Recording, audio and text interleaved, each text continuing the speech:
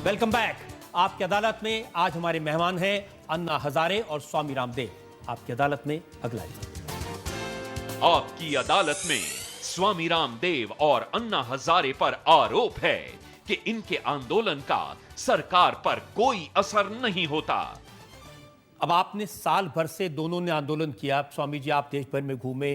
अन्ना, आपने 5 बार अनशन किया। आपने कहा कि जो भ्रष्ट है उनको जेल में भेजा जाएगा, लेकिन आपको मैं तस्वीरें दिखाता हूं।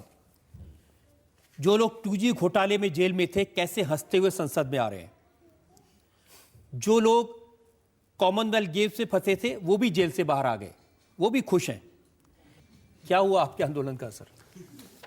ठीक है, ये बाहर आ गए, मुस्कुरा रहे, लेकिन एक मंदिर में रहने वाला फकीर, सोना का बिस्तर और खाने का प्लेट, कुछ बैंक बैलेंस नहीं, लेकिन 6 कैबिनेट मंत्री का विकेट लिया ना अकेला। 6 कैबिनेट चले गए ना घर, करप्टेड लोग। ये काम नहीं है। और अभी कुछ लोग और भी अंदर जाएंगे अभी। वो हम लोग चुप लेकिन नहीं अन्ना, बैठेंगे। जो जेल में जाते हैं वो उतनी आसानी से जेल से बाहर भी आ जाते हैं। रजत जी, थोड़ा वक्त लगता है किसी भी काम में। अब एक वातावरण पूरे देश में बन गया, तैयार हुआ है। अभी अगस्त आने दीजिए, और अगस्त में पूरे हिंदुस्तान के एक एक गांव से लोग इस हिंदुस्तान को बचाने के लिए, देश की भू संपदाओं को बचाने के लिए, भ्रष्टाचार मिटाने के लिए, मजबूत लोकपाल बनाने के लिए, काला धन लाने के लिए, इस भ्रष्ट व्यवस्था को बदलने के लिए करोड़ों लोग घरों से बाहर निकलेंगे। करीब 1 करोड़ लोग दिल्ली की ओर कूच करेंगे। सुनो और एक सच और ये सुनो, करीब 1 करोड़ लोग दिल्ली की ओर कूच करेंगे।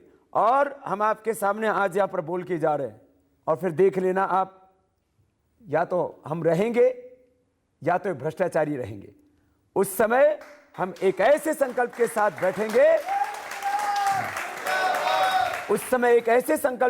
बैठेंगे, और इस तरह से आंदोलन की धार तेज होगी कि या तो ये सरकार करेगी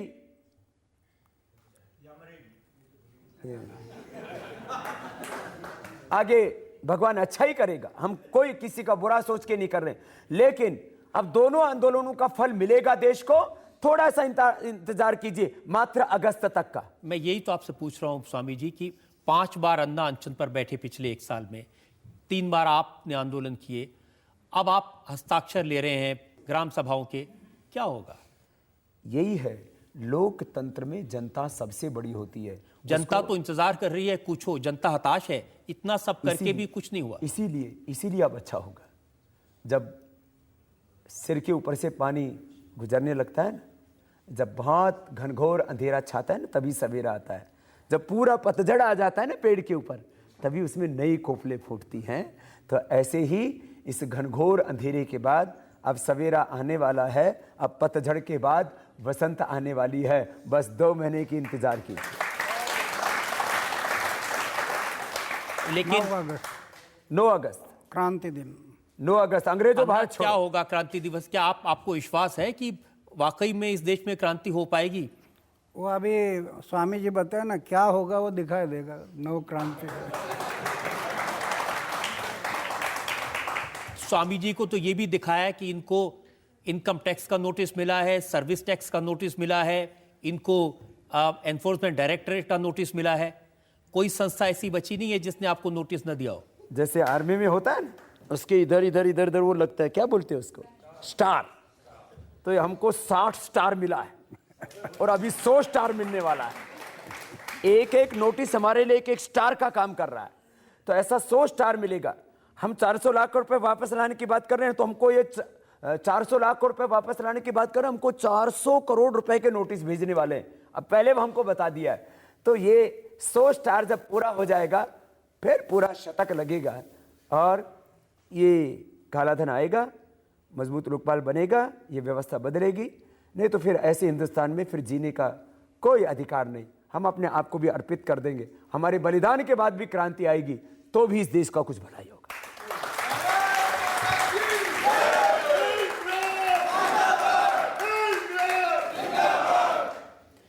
जनता में से जो लोग सवाल पूछना चाहते हैं। सर, आप दोनों से सवाल है कि आज तक हमारे देश में कसाब जैसे टेररिस्ट को सज़ा नहीं मिली, तो आपको क्या लगता है जो करप्टेड लोग होंगे उन्हें सरकार सज़ा देगी? आज ये गलत रास्ते से जा रहे हैं कि इसका कारण है कि आप लोग आगे नहीं बढ़ रहे हैं। आप अगर जिस दिन आगे आ जाएंगे, अरे भगत सिंह को याद रखेंगे नहीं रखेंगे हम?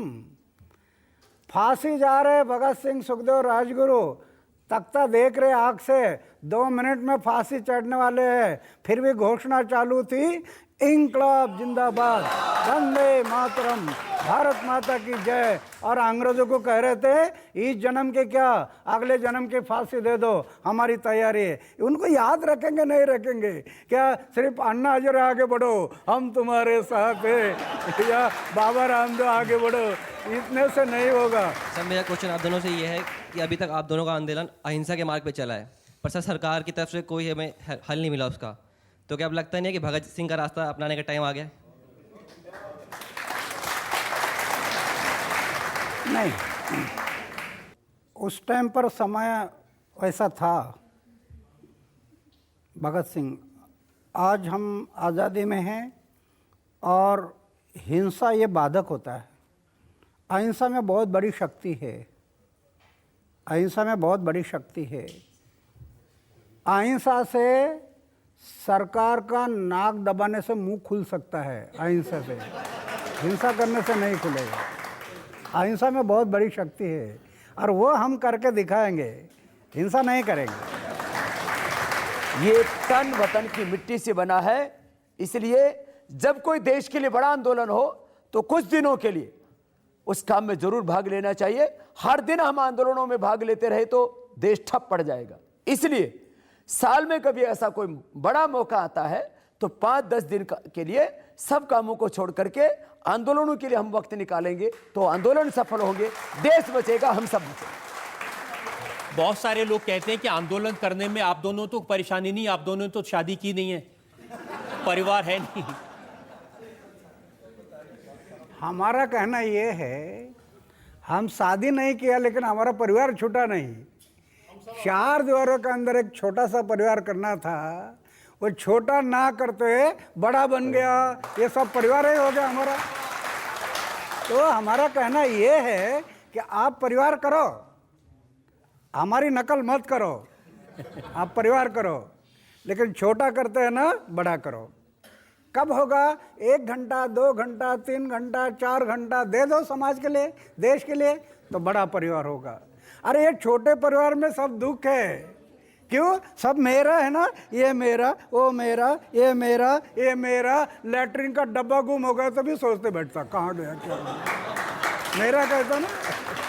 अरे तू जन्म में आया खाले हाथ से, तुझे जाना खाले हाथ से, इधर मेरा क्या है? मैं आला खाले हाथ से, जाना खाले हाथ से, क्या मेरा है? बस इतना करो, आप हमारी नकल मत करो, बड़ा परिवार करने की कोशिश करो, उससे समाज बनेगा, देश बनेगा। इल्ज़ाम तो बहुत सारे हैं, जनता बहुत सारे सवाल पूछना चाहती है, लेकिन वक्त कम है। हमारे लिए वक्त है एक ब्रेक का, और ब्रेक के बाद सुनेंगे आपकी अदालत में आज के जज डॉक्टर पुष्पेश पंत का फैसला आज के इस ऐतिहासिक मुकदमे पर। जमी सलाम करे, करो वो काम की सारा जहां सलाम करे, करो वो काम।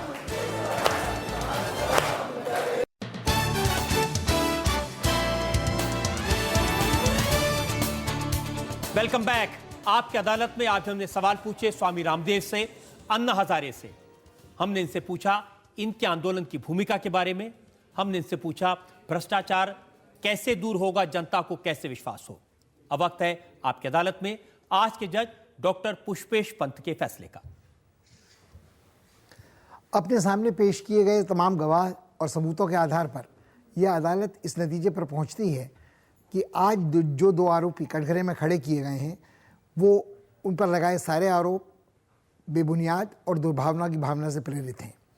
जिन लोगों को, जिन भ्रष्ट लोगों को, इस देश में जितने भ्रष्ट लोग हैं, जितने अत्याचारी हैं, जितने जनतंत्र के वास्तव में दुश्मन हैं, जिन्हें कटघरे में खड़ा होना चाहिए, वो तो छुट्टे सांडों की तरह घूम रहे हैं। और जो आदमी या 2 जोड़ी जनतंत्र को मजबूत करने के लिए भ्रष्ट सरकार पर अंकुश लगाने के लिए आवाज़ उठाती है, उसे मुजरिम बनाकर कटघरे में खड़ा कर दिया जाता है। ये आरोप सिर्फ अंशतः ज़रूर सच है कि इन दोनों महानुभावों के साथ जो टोलियां हैं चंट चतुर लोगों की, उनको अपने अति उत्साह में जो उतावले बयान देने की जल्दबाजी होती है, उसके कारण कुछ गलतफहमियां पैदा होती हैं और कभी आंदोलन को उसका नुकसान भी होता रहा है। अदालत की राय ये है कि यदि ये दो लोग अपनी टोलियों पर थोड़ा अंकुश लगा सकें तो शायद जो जुगलबंदी आज हमको इतनी सुरीली यहाँ सुनने को मिल रही है वो देश के हित में काफ़ी लंबे समय तक सुनने को मिलती रहेगी और आंदोलन सफल होगा। ये अदालत अन्ना साहब और बाबा रामदेव को बाइज्जत बरी करती है और ये आशा करती है कि फर्जी मामलों में फंसाकर जल्दी ही निकट भविष्य में इन्हें दोबारा कटघरे में खड़े करने की कोई उतावली नहीं करेगा।